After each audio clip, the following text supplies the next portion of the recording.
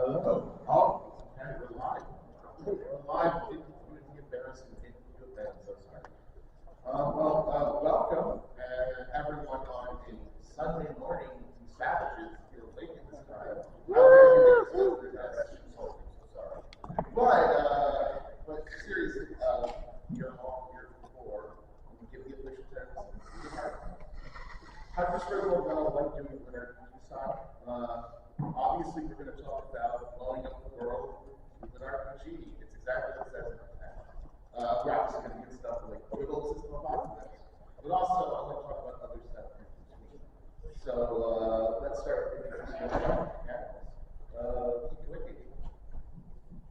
I'm going short. My name's Kate. I write LitRPG. Oh my god. She's on very late. We all were. Please excuse us. I write System Apocalypse, the Australia edition, because what's better than System Apocalypse? You take everything that's already deadly in Australia. And I write other books like Do, where you just save the that counts, right? And yeah, I write books and I like cats. I think we're all something here, a little up here. Now, wait a minute, you're weak. I saw you on the escalator, and you were just like, let's human today. My name is Michael Chapman. I write science fiction, LitRPG, and just everything in between. This is my series, which is the first pod, and I'm just going to plunge on with it because it has to end, and why don't we do it? I'm James Hunter. I've written a bunch of books. I've been doing this for a long time. I have about almost 50 books now. Pretty Gay Online, Rogue Dungeon, Digital Bound, Shadowcross Academy. My latest one is Discount Den, which I've been told by me is the Cookman brand of BCC. Not as good as the hits, and you can't beat the price. So It's been foretold that by me too. that's right. Hey, I will take that Costco hot dog and I will throw that son of a gun. Are you kidding me? Yeah, no, it's a deal. With a drink. That's right. With a drink. My name is Matt Dinnerman. I like to write books about the end of the world also. Most well known book called Kaiju Battlefield.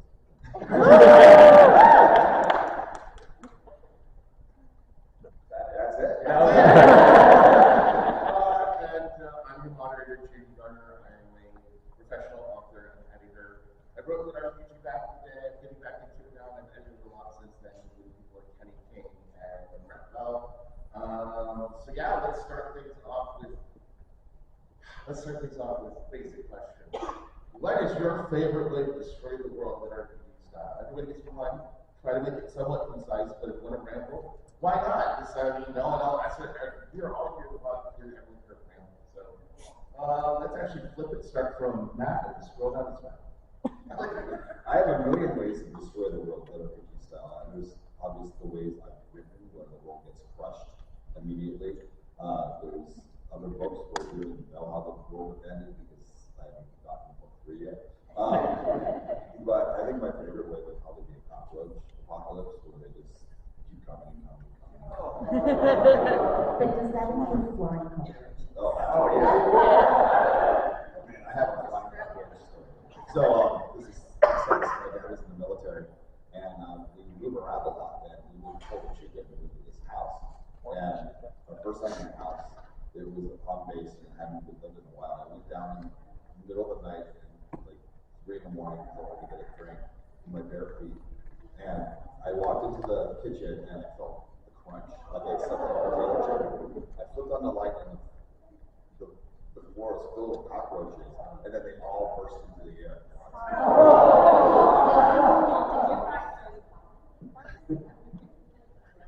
So, Man, that's a deep 90s comic. and then the very next day, I stepped on a tarantula with my bare foot. I haven't walked out of my house without shoes on ever since.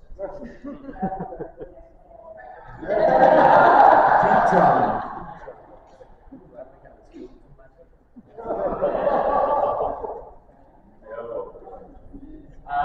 I actually don't like destroying the world that much. I have destroyed the world, but only a couple times. I like more hopeful apocalypse. Probably the most famous way I destroyed the world is with the giant asteroid. But there are so many better ways to do it. I like your cockroach apocalypse. I think that's good. I love Cronenberging things. So just giant, great cancerous mutations running amok in the genome. That's always a fun way to go. But there's like 1,000 good ways to do it. It's really only the limits of your imagination and how sick and afraid you want to be. Usually, matches the algorithm. And you just kind of walk it back from there, and you're going to be good, and you have a good time. I'm actually going to steal one that I saw on Urban the other day. I'm original. It was, this is lunar eclipse, this is a solar eclipse, and this is the apocalypse, where you put the sun between the moon. And I was like, oh my god,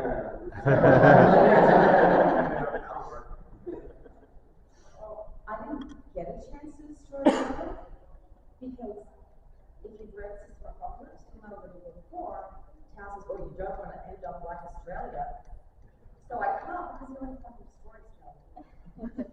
So, I know, and he goes to me, so we go to Bible school 5 and 6, and I'm like, what did you do?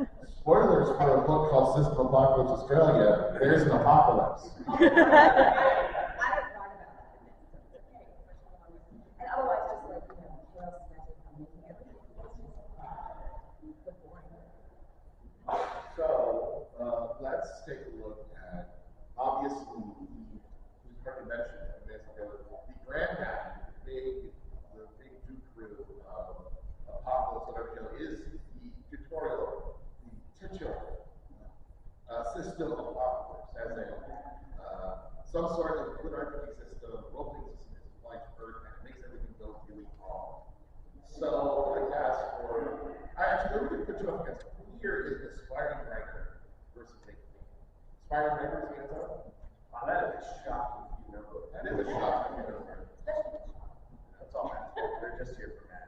we know what's up. Okay, well, we'll just keep it to the fun side, and we'll minimize the craft and stuff. But, I think, wow, I was like, we're going to talk about railroad. You can still talk about it. All right, so I want everyone to give what they consider double-edged tip for writing a system of apocalypse. Whether you're talking about systemic stuff, whether like this, honestly, I know for me, when I write LitRPG, I have three spreadsheets open and like 3 notepads. But we're talking about handling system stuff, handling literary stuff, handling the combination system. Like just giving you your top piece of advice for someone wanting to write their genre.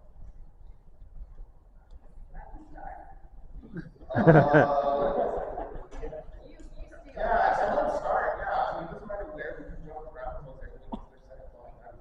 I think one of the really interesting things that happens in Apocalypse is kind of the breakdown of society.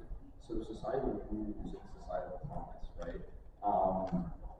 Where that just goes out the window as soon as the apocalypse happens, or at least that's how we kind of phrase it.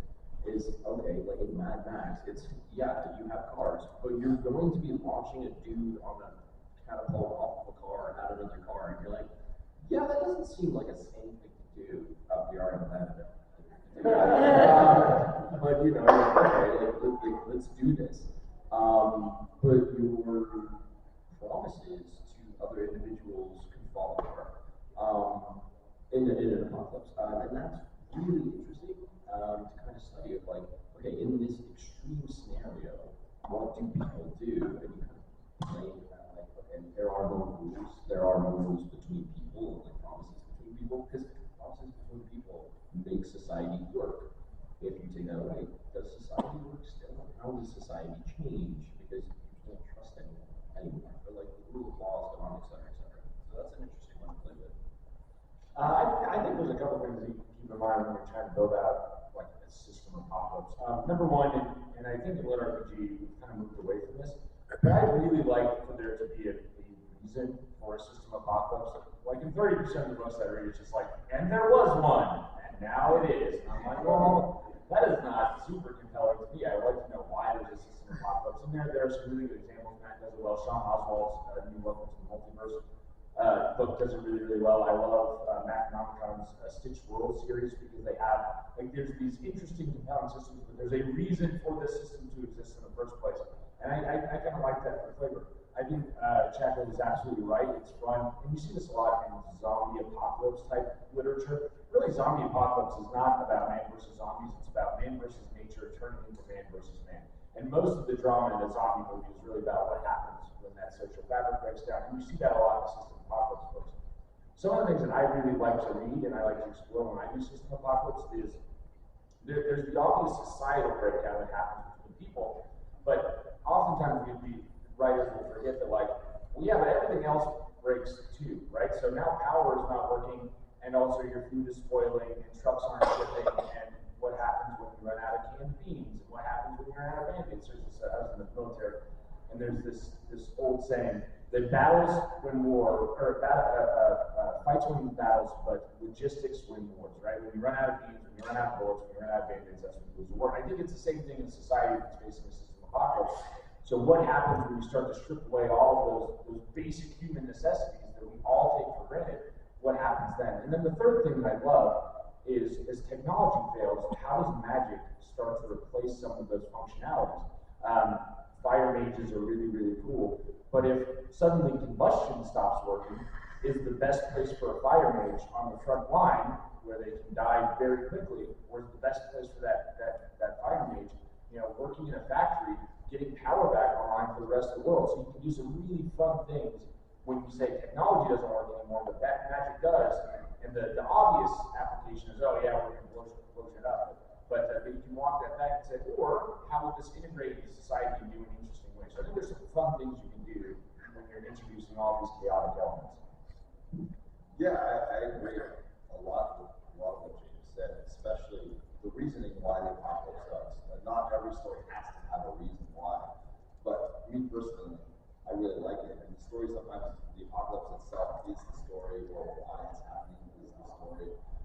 Or you have Mad Max, where it's a little unclear about what's happening. Or you have like a movie like Tremors, for example, which is the monsters just suddenly appear and then there's no explanation for it.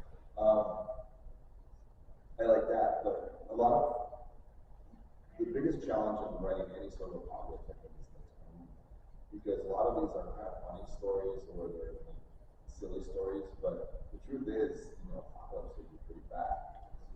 There's children, there's pets, there's people starving to death, there's disease, and it's, even though it's one of the most common types of stories for new writers to write, it's also one of the most difficult ones, especially in zombie stories, because zombie stories tend to be pretty open-ended. How do you end a zombie story? You get out of the frying pan and then into the fire, but it almost always breaks down in the end. That's one of my biggest issues with most of this fiction, is the stories oftentimes begin at the beginning of the apocalypse and they end when their immediate danger is over, but they're still in the apocalypse. Once society breaks down, it's almost impossible to get back. And that's something you have to keep in your head when you start writing a story. It's like, well, what's the goal here? I'll answer it, make things up as they go on, but I always make sure the end game is pretty clear from the beginning as well. So, as a writer, even if you are a cancer like me, you should have some idea where you want this to be. I'm just going to yes. And that's it. Oh, sorry, go ahead. I actually got my deal on. Yeah. You answered it. Oh, yeah. No, I'm a big world builder. So when you go into your world building and you're setting up your system and your stats and whatever you've got, you just got to make sure that the world feels real, so you haven't just slapped an apocalypse on it and put it in there. So you need to go in depth and have all of the societal structures in place and have like training camps and training planners or training moves, I don't know, and ways for people to take part in the apocalypse or get mass kills like in certain apocalypses.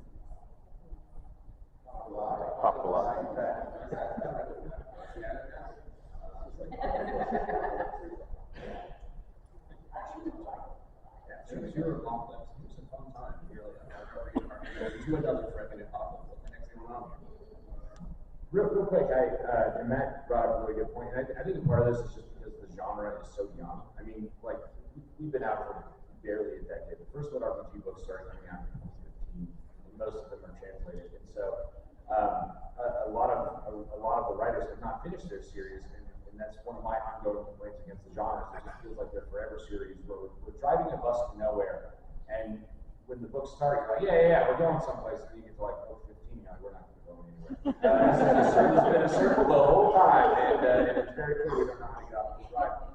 And that's not a shot at any particular author, just a thing that I've seen in the genre, but I think again that's because it's so new, and a lot of authors are like, yeah, I didn't think I'd get this far, what do I do now? So if you are interested in going into it, having some sort of ending in mind, I think is always helpful. It's kind of that guiding mind of, okay, I can do all kinds of weird things, but I gotta get there eventually. I finished 2 series of that.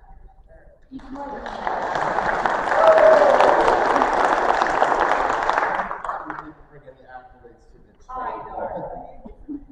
One thing I actually want to add on, moderator, see not for the first. It's Sunday, we're ready for you. Yeah. Just one thing, an interesting conflict. You talked about the breakdown of societal systems. I think one of the people we play with is, while you're breaking down societal systems, you're introducing a brand new structure with a particular system in its place that provides an interesting avenue you could explore potentially of, here's a breakdown of society, but we build a new society around this new framework that we have. Like I mentioned, use of James using magic in non-battle ways, but it's that same sort of feel of using this new thing, how the society reframe itself based around that. So I actually like to offer this up. Generally, when people talk about apocalypse, LitRPG, again, this is not a plan. But I would like to ask if you any of you have any thoughts on other forms of incorporating apocalyptic and post-apocalyptic fiction with LitRPG without immediately defaulting the system of apocalypse. Because I think there's ways that can be explored, like prophecies of other second world LitRPG especially. There is a few examples of something. I mean, there's examples where the world's ending in a more natural way, a more realistic way, like global warming or whatever. And then people start, and still have another RPG, but people start putting themselves into game systems. There are multiple stories like that where. Yeah, no, that's my most popular. I've only ever done one like actual system apocalypse, and it's a short series of novellas. My most popular work is Renegade Online, which is VR, but it's VR with stakes. Because in the distant future, there's this cataclysmic asteroid that is absolutely going to kill everyone. It's an extinction level event. They tried everything, and there is this new, wildly safe, unsafe technology that allows people to digitize themselves that catches the only server that's robust enough to hold all of these digital consciousness happens to be an ultra-immersive MMO because it's designed to hold millions of people at the same time. And so they do survive, in a sense, this apocalypse, but now they're permanently stranded in this ultra-immersive fantasy world, and there's classes, and there's mechanics, and there's dungeons, monsters, but also billionaires and tech oligarchs who are trying to turn it into a new feudal dark age. So there are definitely ways, and I'm not the only person who's done a story like that, where you can incorporate sort of real-world apocalypses as a driving catalyst for why people would make a very drastic, life-altering event and force them into kind of this LitRPG scenario. And there are other books like that as well, but that's a trope that I have enjoyed and liked to play with. What was that amazing series called? Renegade Online. You can pick up, you complete 8-book series. Complete. Well, we're going to be honest in this day and age. Yeah, Came to that.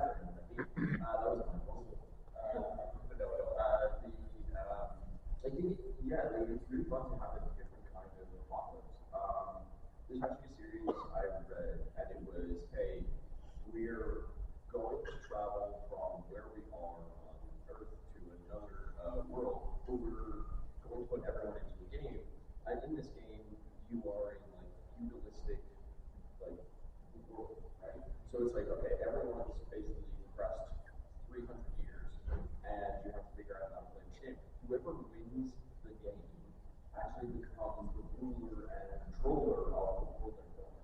So it's basically, it's like, okay, so I'm gonna play Civ 6 to figure out who's gonna rule the world playing.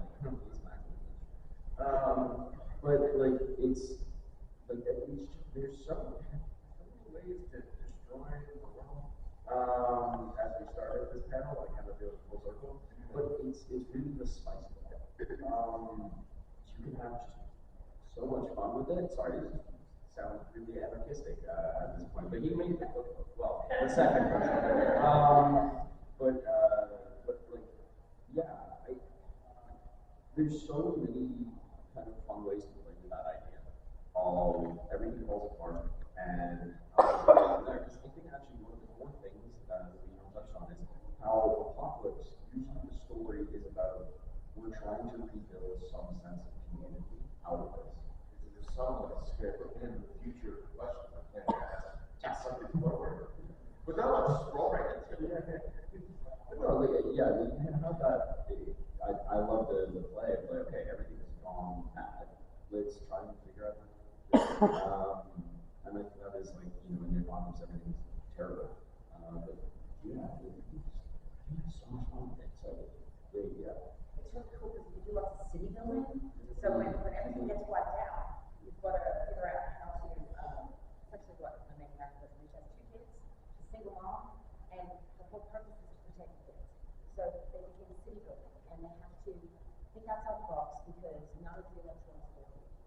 So they have to manage the whole new system, they all get their new jobs and everything, and their classes, and they build a stronghold. And you start to go more and more people who can help with that becomes a record. You just have society reform with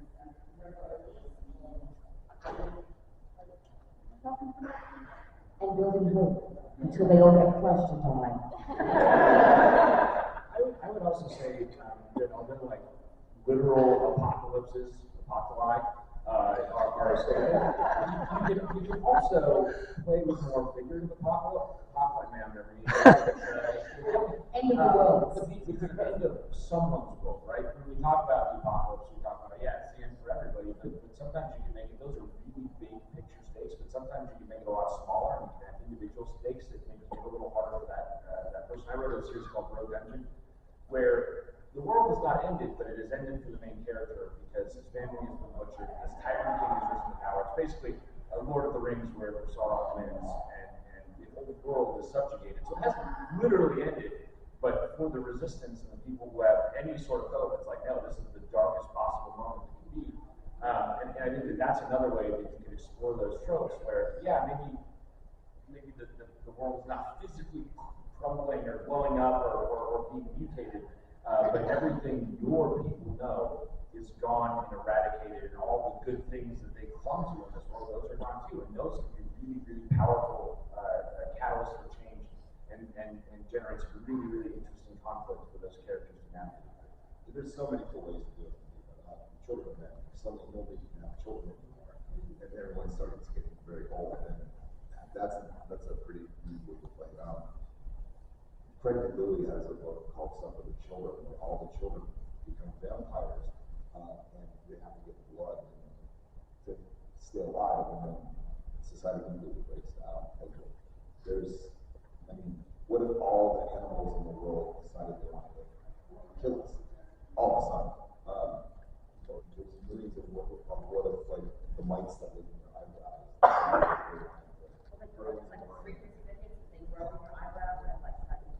I don't like this at all.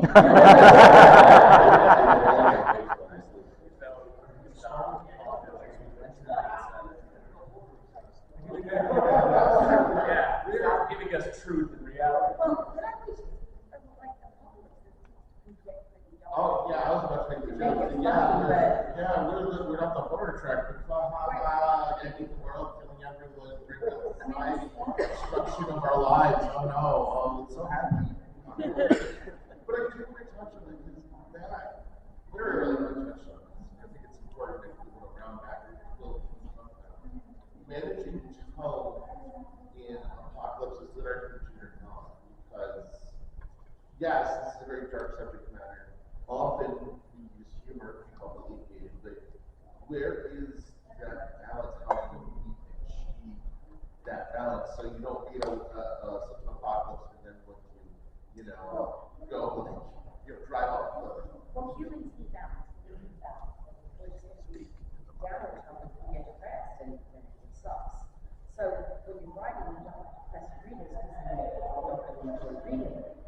So temper it with human moments, and I mean everyone needs a bit of levity and needs a bit of break. Even when the world is falling apart, you still sometimes need to just sit down and have these tiramisus. That's really fun. And you still need those little bits to just give you that break, or I don't know, you want to pull out, you want to do the color, work right up. So you have to insert those bits, otherwise you're just writing really fiction, and it's just not fun to write. I think it's fun. Says the man who writes really funny shit. There's like on one end, there's like Shaun of the Dead. It's awful until it happens. It's a funny movie. It's hilarious. And then like you have like The Road on the other hand, which is like really bleak.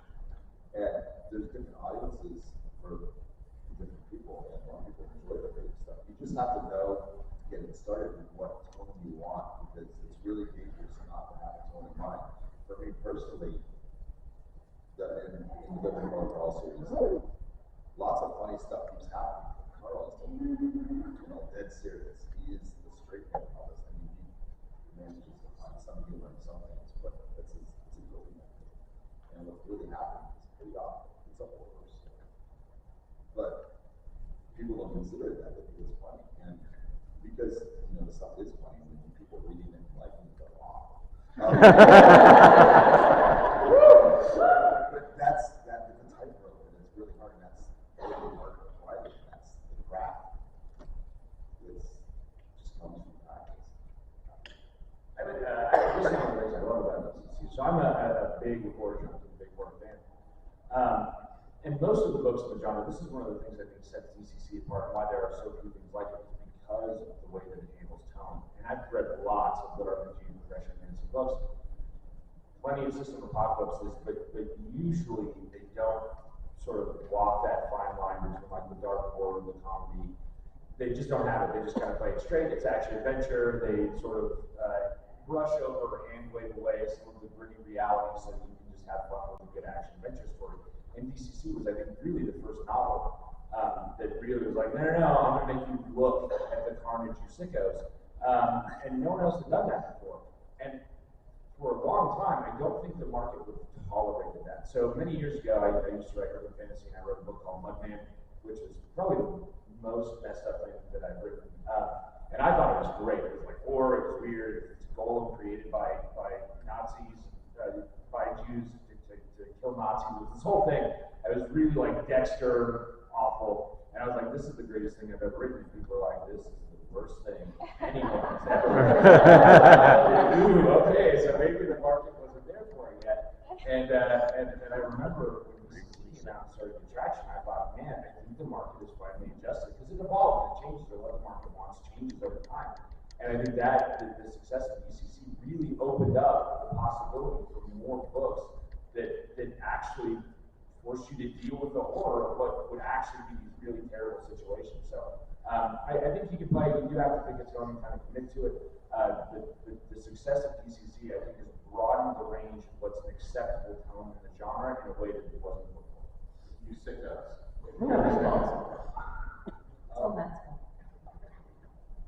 I think one thing that could be really fun is it's kind of lenses. We're talking about, there's the lens of the person who's in the story and you as a reader reading the story. And there can be layers to that. And it's like, okay, if I'm reading the surface level of this, it is, oh, they're in the apocalypse. Okay, we're going to go deal with that. And then it's actually the depth of this character is dealing with all of these issues, and they would deal with it as a person does. And when you get some really good characterization, like, okay, you got a single mom with her kids in the middle of the apocalypse. Like, yeah, it's like cool premise, but then there's also the depth of I'm a mom in an apocalypse looking after my kids, and I have to put up a smile every single day to get through this apocalypse. Now you can make that, and then now this is it, hey, we're having a bake show in the middle of the apocalypse, and you're like, oh, that's pretty fun. Or is it, hey, I'm dealing with this in the middle of the apocalypse? And then it's also Apocalypse parenting. It's absolutely fantastic. It's one of the few LitRPG that really deals with that whole family dynamic of parent with kids going through the apocalypse together. Yeah, it's a Aaron Epperson. Yeah. It's really cool. And she's really well. But yeah, and then also like dealing with kids getting older, and then they let them go out. You have to. They get a class. They get to go out. How do you deal with that as a parent? And then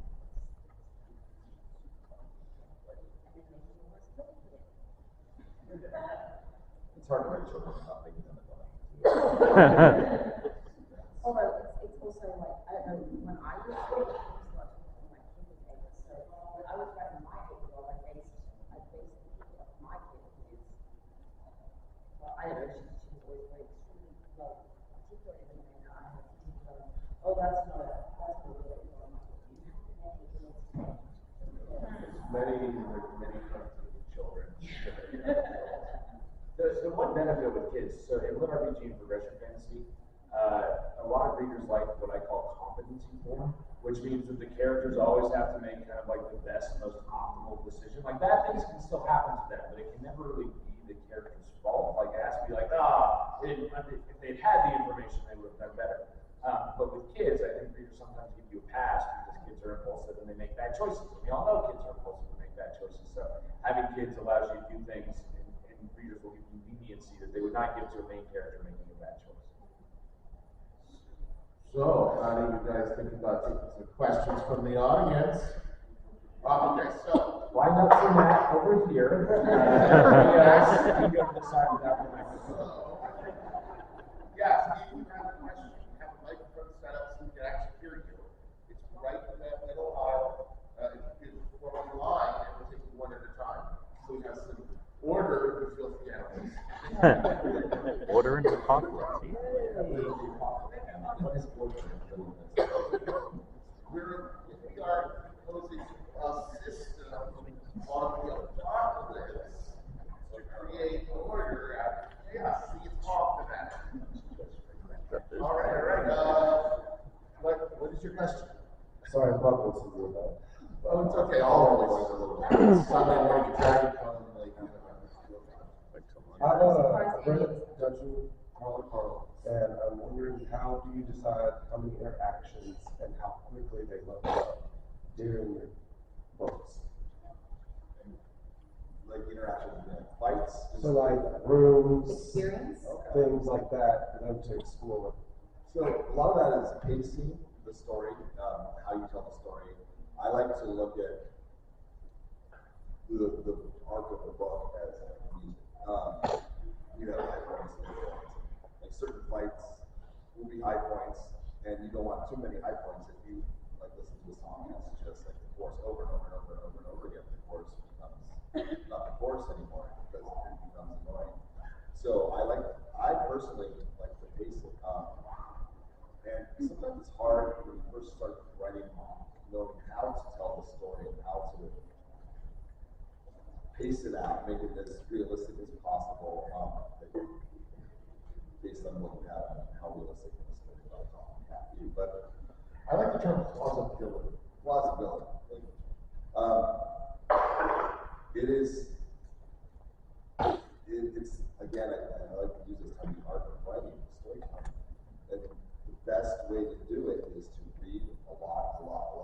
Help people workshop stuff. That's the single most helpful thing anyway to do is get into a writing workshop and not just have people workshop that themselves, but workshop other people and watch two other people workshop each other after you've already read it. That has been by far the most helpful writing advice I ever got. But in terms of like, how do I know how many fights to put in this, how much talking, what closely should I do exposition and all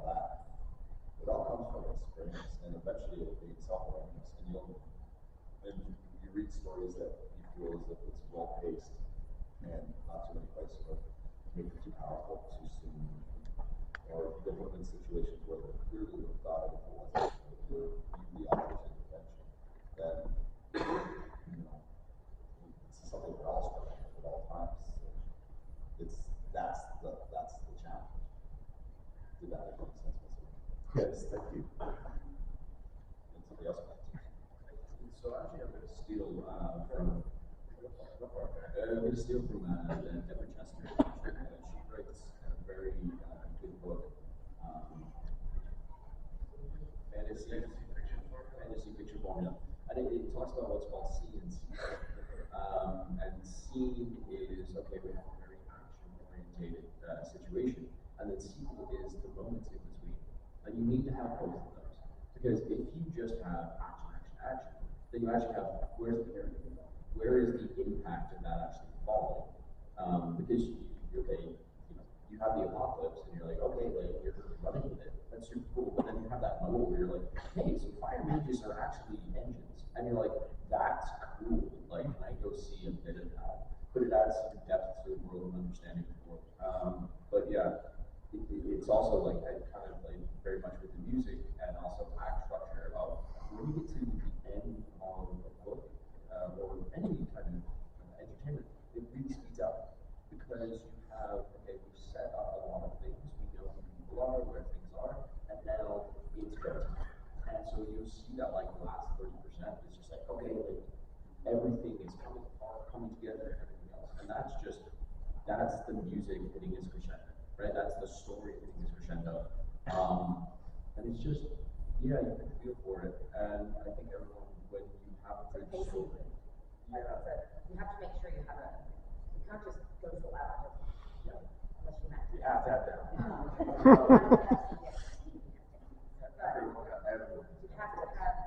You have to have the ability to go in and so that the characters can learn from what they've done, grow from what they've done, can contribute any attribute points that they've got, which is pretty cool. You have to hold. Otherwise, they're fighting detriment because they haven't leveled up their skills enough. So, I guess that's an unforced way to do that. Pacing is, integral, and I think that's a very important thing. Like, you can follow, let's say, follow like but as you write more and more, you learn to like know instinctively when you need to. Then real quick advice, don't make your action scenes just action scenes too. I always have to add at least one thing to every action scene. I have a rule, basically, there's gonna be a fight. Something different has to happen each time. I always add like this one thing, for example, write an action scene and then make it so your main character has to go to the bathroom really bad. Or like something random happens. Just add a little extra flavor, spice. You need to have a purpose for the action scene. There's an action scene Right. to have an action If you can take your action scene out and nothing changes, then take it out. So you can throw all these people. So yeah. Hey, I'm thinking about the systems. That's the part that I enjoy the most, I think, these LitRPGs. But given this is the Apocalypse panel, how does your Apocalypse event influence the system that you put together? Do you have a lot of ideas in a system that you want to find an apocalypse for? Do you have ideas for an apocalypse that you want to find a system for? How do they influence each other as you go about? Well, for me, I have to know, and it's usually whatever the idea is, and I will build. I'm a world builder, so for me, it's LitRPG, that's my system. So if I have an apocalyptic idea, then I need to develop a system that is in line with the story that I'm trying to tell. And so I guess the story I'm trying to tell influences what the system is going to be, what its history is, where it's from, why it's invading Earth, blah blah blah. I would say that system and world building are kind of two sides of the same coin. And the best way to do it is to treat them like they were a character, like really flesh them out as a character. System and setting as character. And just like any character, right, you're going to have these interactions. And so when I'm creating, I usually, like KT, I do a lot of the more broken system building first. And so now I have this character, I know who they are, I know what they like, I know what weird eccentricities they have, and then I'm looking for a cast of characters that are going to interact in fun and interesting ways. And so usually it's the world building system first, but then that gives me the point of what characters would allow me to show this other character's eccentricities in new and interesting ways. And so it's a system that demands that you kill for blood to level. You know, you stick a pacifist in there, now we instantaneously have conflict of, okay, how do we resolve these two things between these characters who were, by their nature, going to butt heads. So that's the way I usually said about design.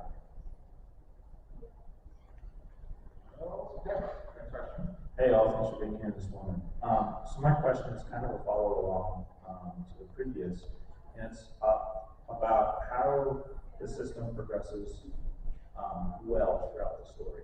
So stats and skills often become a very helpful tool early on in the story because it focuses the narrative to very small conflict, and it's incredibly relatable between strength and fireball skills and leveling up. However, I've often seen throughout stories where the story kind of grows out of that, and oftentimes the stats become abandoned because it's too long in audible format, or the skills themselves become esoteric and hard to find. So I'm wondering, is that just a limitation of where we are at with all systems in general, whether it's video games, whether it's narratives, and what are some ways that stories can handle that in a better sense, instead of just kind of walking away from that? Okay, so it's kind of interesting because I'm maple from cultivation here, but as someone who had 168 quintillion experience points to level up, don't do that. So do your math beforehand. Your homework does help out for sure.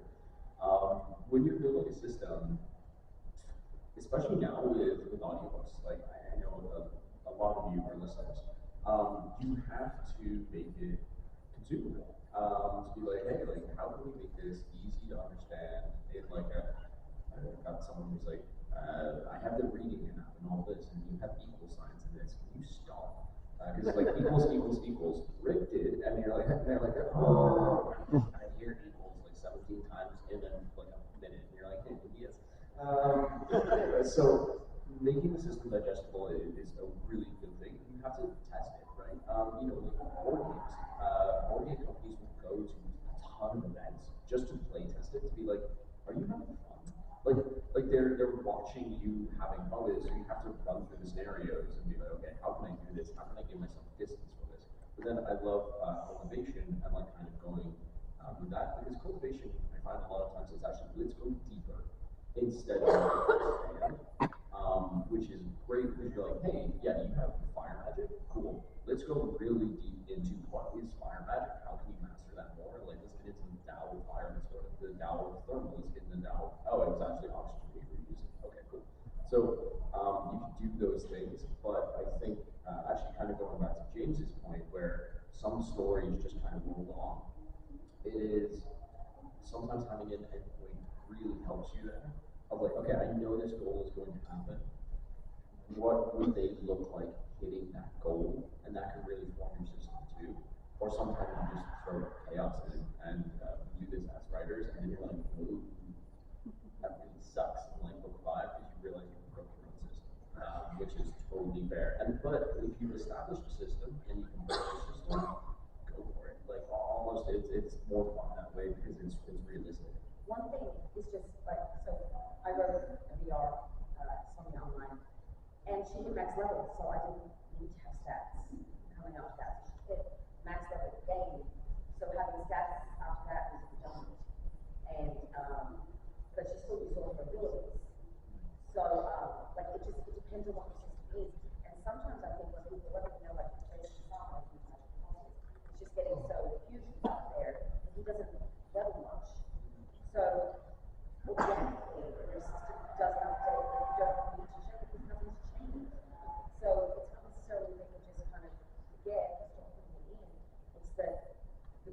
story is, it just doesn't need to be there. And you'll often find that the additional appendix or something, so you know that it's actually there. Okay, well, I need to go to like a question a minute to service our wonderful band, so I did a count. To be fair, our books are like really long. We expect short answers. Well, then I can, and I would also have long answers, but we must try to remember. Right? So, next question. Okay, as a reader, there's kind of this love-hate thing when you guys build up a character, right? And then you kill them off. And it's like, we kind of sync and you're like, oh, you get all emotional about it. When you're developing the characters, right, and then like at one point in the story, you're like, I'm gonna have to kill this person. Do you get like the feels for them, like, or do you already know they're gonna die and you kind of detach emotionally? How's that work? Sometimes I make the character too quick. I like it. Have you read that book, bro? Yeah, a little bit. A couple times. Don't tell. Everyone loves doing it. I'll go. Now everyone knows who to blame. Yeah, what's your name? His name is Rocco. I'll be the soft guy, actually, always have a sort of like cry when I feel like beloved character that I want. Because I grow to love that character. If I know they must die, I will still have a character. I literally do this. Thank you. So I love to evangelize for books that I love, but when I start to describe something as like, well, it's the apocalypse, but there's like D&D, people's eyes glaze over. So how do I get my like non-nerd friends into this genre without like making it inaccessible? Definitely not. It's progression, it's all about. Read Mark of the Fool. Mark of the Fool is actually James. Mark of the Fool by J.M. Clark. It is, it's a Russian fantasy story that is freaking phenomenal. Yes. It's just that I feel like if they're not like, they don't seem down for like a dungeon master story, and you can't sell them that, then give them a progression fantasy that's kind of developed. What I do, I've gotten to the point where talk about LitRPG, people like goes over, so I don't even mention that it's LitRPG. You just tell what the story's about. My story's about like dying and like woman's cat stuck on a game show. That's the story. And you get to the other stuff, you go to jail instead, you know, like the way so you gotta ease them in. Leveling up their reading. All right, first, point of order for James, apocalypse is Greek origin, so the apocalypse is not apocalypse.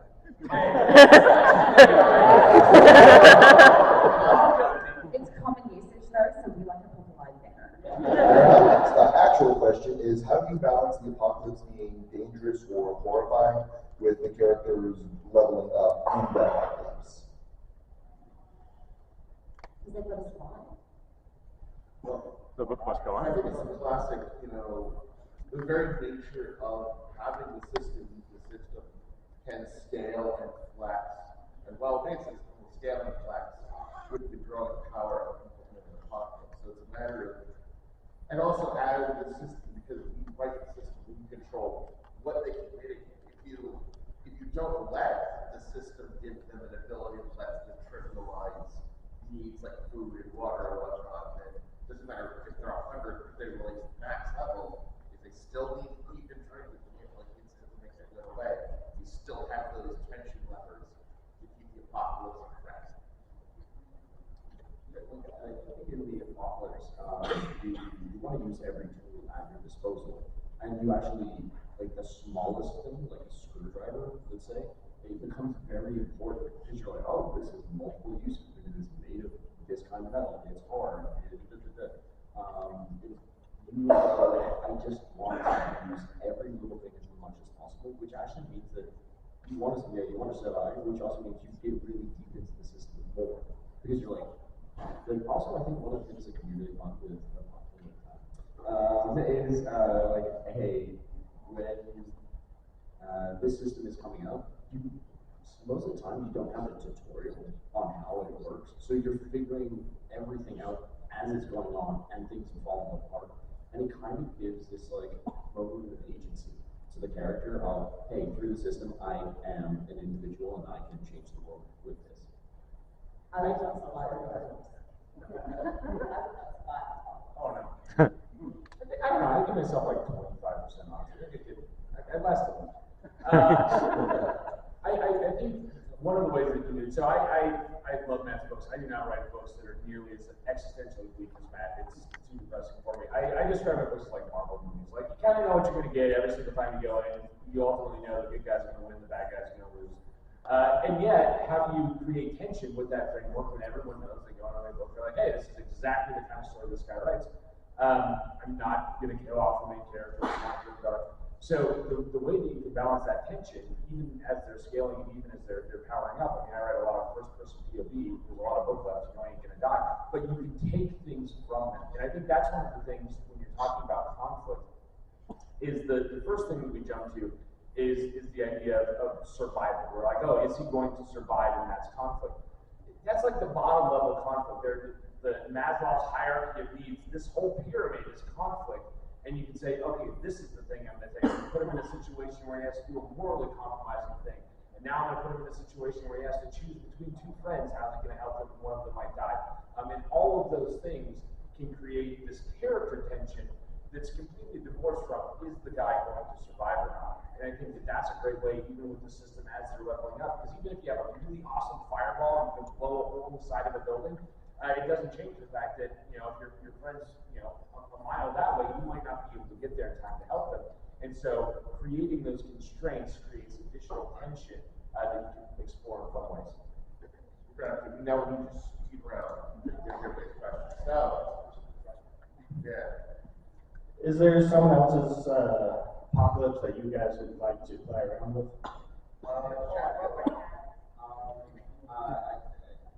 Yes.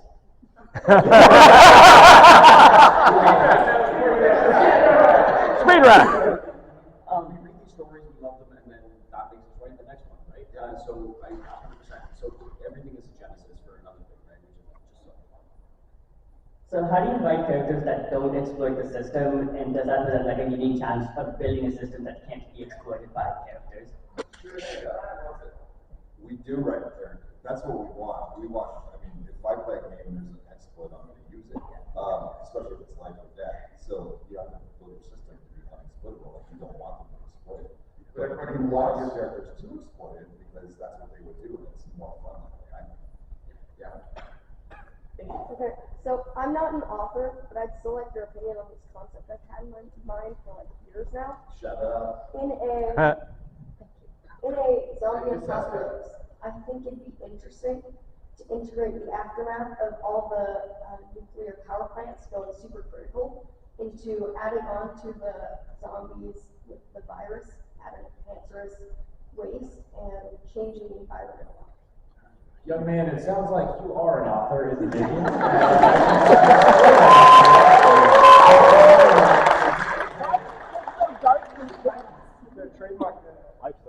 Should you get super That's literally how like we started. Is that we're like, hey, this is a really cool idea. Can we explore this? And then the stories just go down, right? Like we are just playing the stories every day, and it's just a heck of a lot of fun. Yep. All right, I'll call out Mr. Chatfield here. You could just blow up the sun.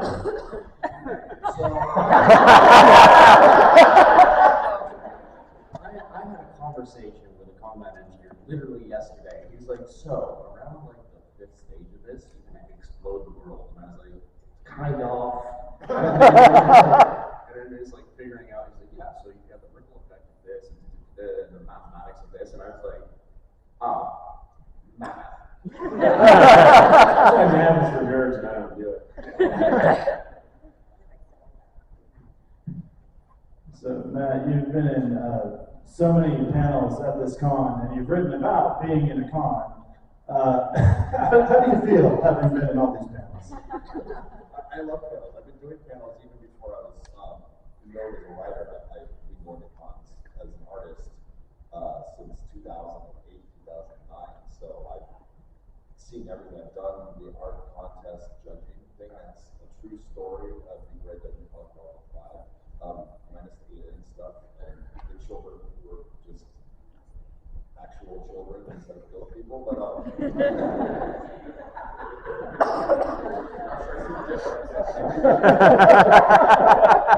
this is my favorite thing to do, and he's always going off the rails. Yeah, it's fun. Thank you. Hi, nice to meet y'all, see y'all again. So I'm in a weird situation, I could use y'all's help. The reason my wife and I came to this panel is because she is a very, very, very good dungeon master. And she, through some player characters, we are currently running into what is about to become an apocalypse.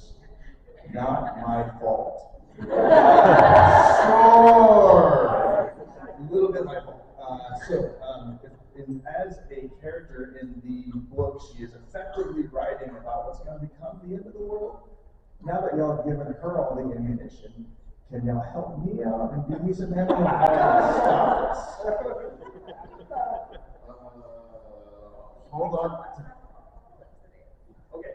So, All right, so how much do you clean? So, I feel like some dishes.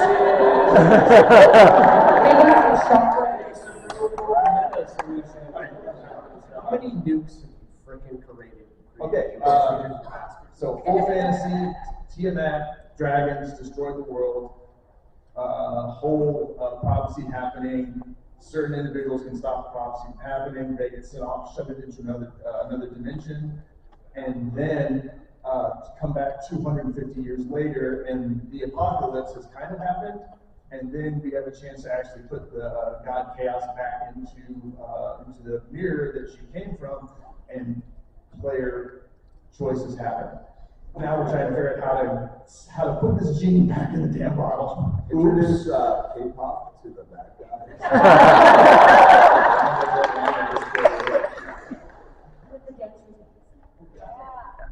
Sorry, was that? With the dance routines? Yeah. I don't think you want my barbarian dancing, but I'll see what I can do.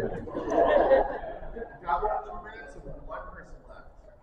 How do you, what do you use for your storyboards in the earlier stages, and how do they progress as the worlds in your books expand? Because I know That's a James question because I'm the answer. I know Matt's storyboarder has to be nuts. It's talented. Yeah, so very briefly, I do a lot of outlining. Usually my outlines are somewhere between 10 and 15,000 words. I'll do it beat for beat, and then I'll do basically developmental edits on those outlines.